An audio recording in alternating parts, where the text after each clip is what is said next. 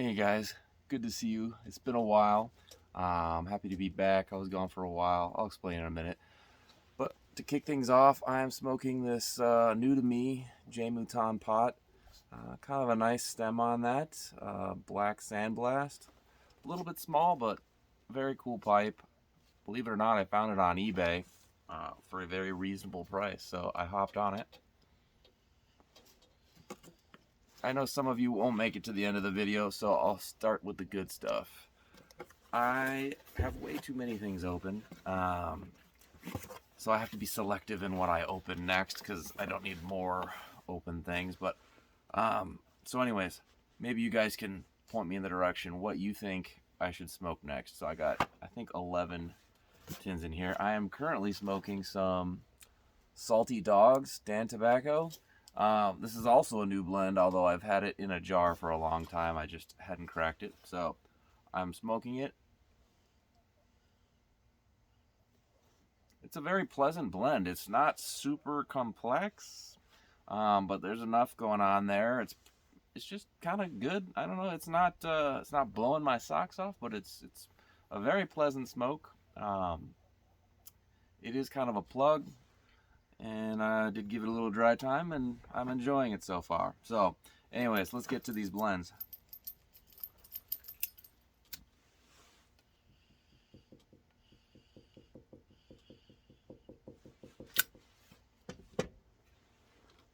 A lot of them are Virginia Periques because those are some of the ones I like a lot.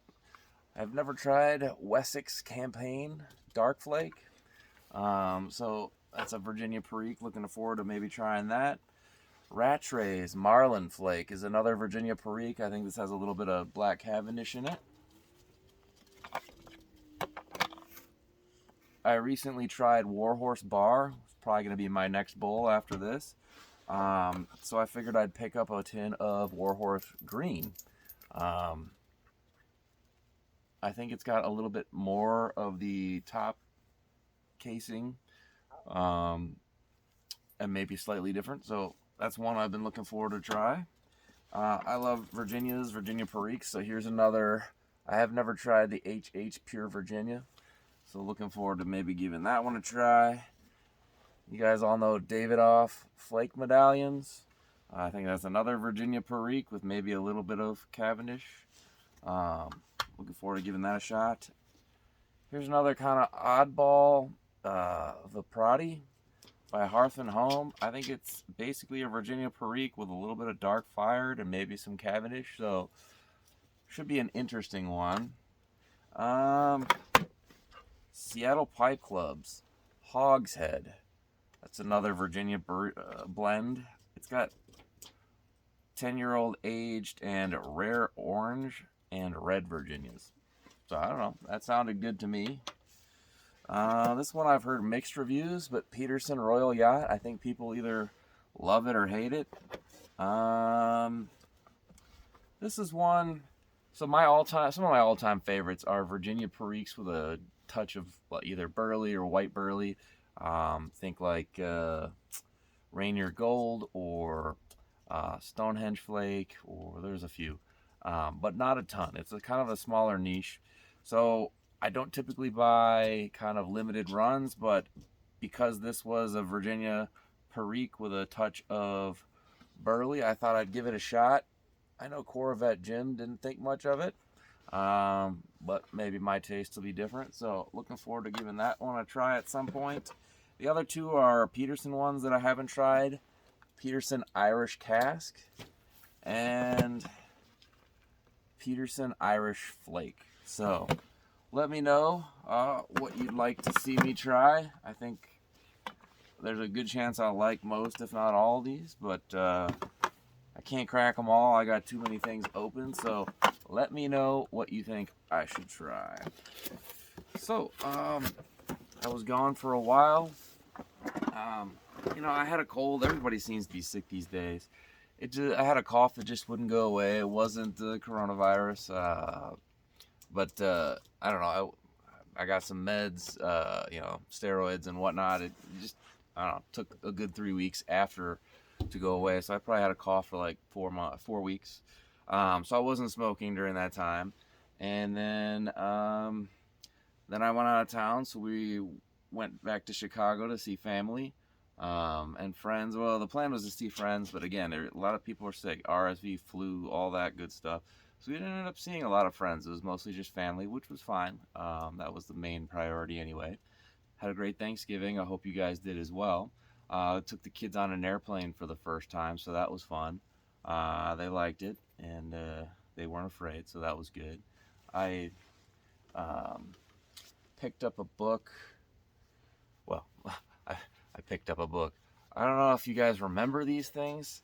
Back when I think so, this is Barnes and Noble. When Barnes and Noble actually had physical stores, I picked one of these up.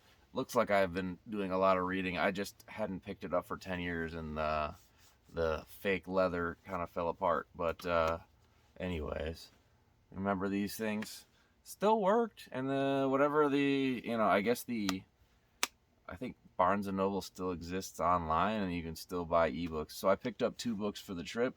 I picked up the book from the title, um, "The Moon is a Harsh Mistress," and I picked up C.S. Lewis's, well, actually the trilogy, but I was intending, and I'm actually halfway through, maybe a quarter of the way through, That Hideous Strength.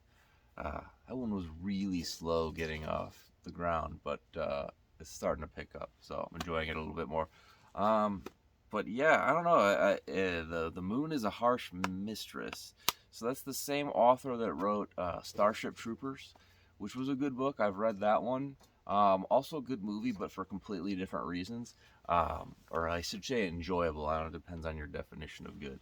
But yeah, The Moon is a Harsh Mistress is basically, I'm not going to start doing book reviews on this channel, but it was interesting enough. Basically, the moon had become a penal colony, similar to like Australia was back in the day. But then, generations go by.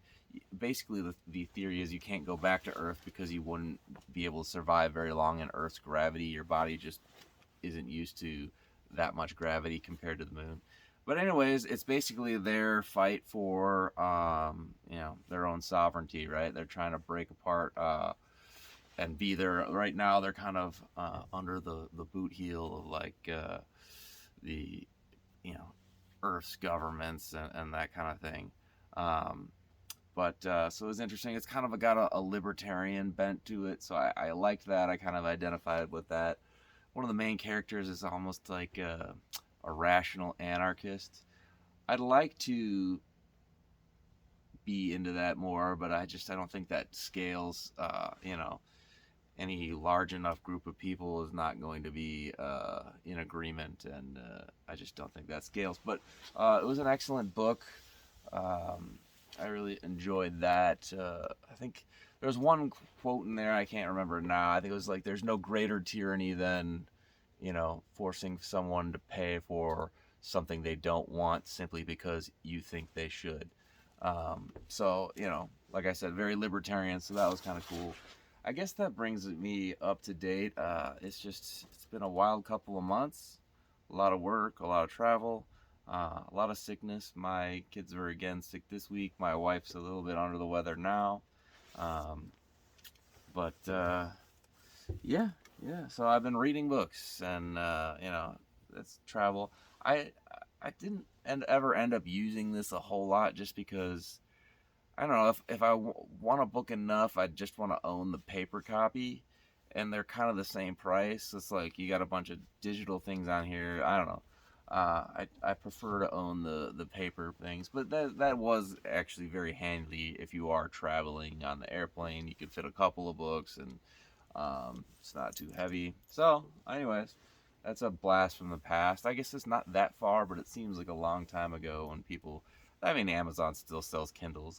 I don't see anyone reading them, but do people read books anymore? I don't know. But yeah, so enjoying the pipe. Again, it's a little small, but it's nice. It's easy to clinch. I think it's like 33 grams, so it's very light. I did have to clean it up a bit, and there was a lot of cake in there. I don't know if you're able to see this, but I did get kind of a blister on my finger. I don't know. I don't feel confident in using a knife to ream out a pipe. So I end up using not sandpaper. I use sanding screens. They use those for like doing large scale walls, so it's kind of like a mesh with sanding.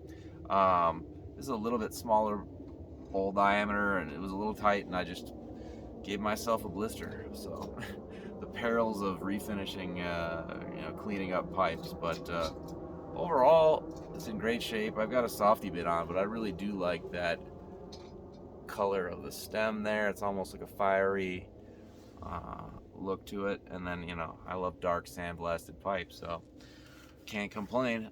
Anyways, I am going to get back to smoking this pipe and not just talking, and I hope you guys are doing well. I hope you're having a great holiday season. um, it's good to be back in Texas, even though it's almost like I brought the cold weather back. I can't believe it's 36 right now. Anyways, let me know in the comments what blend you think I should try next, and take care and have a great holiday, guys. I'll see you next time.